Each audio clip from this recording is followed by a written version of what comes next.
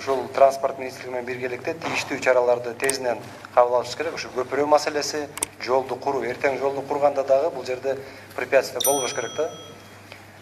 Кошуна өлкөлөр менен дагы жергиликтүү бийлик чогуу иш алып баруусун мындай суранып, тапшырма катары талап кылат элек.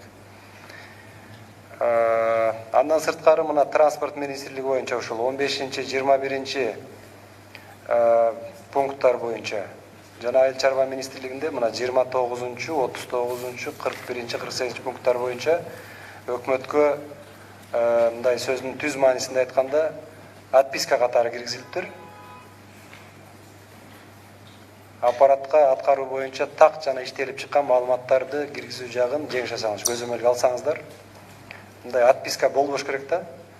Аткаруу мөөнөтү кийинирээк болсо дагы кадамдык иш-чаралардын жүрүшү так көрсөтүлүп туруш керек.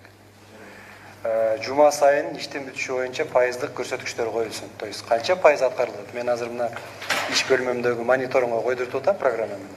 Күн сайын мен ошол жерде көрүп турам. Кайсы иш канча пайызда аткарылып атат.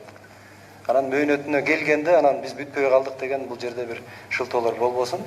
Күнүмдүк ар бир жана айтпадык, пошаговый, ошону көрүп турайлык. Урматтуу тиешелүү жетекчилер. Эгерде ушундай көрүнүштөр катталса, мындай пайызы жогорулабай, өзгөрүлбөй иш начар аткарылса, анда тиешелүү чараларды көрүшүбүз керек.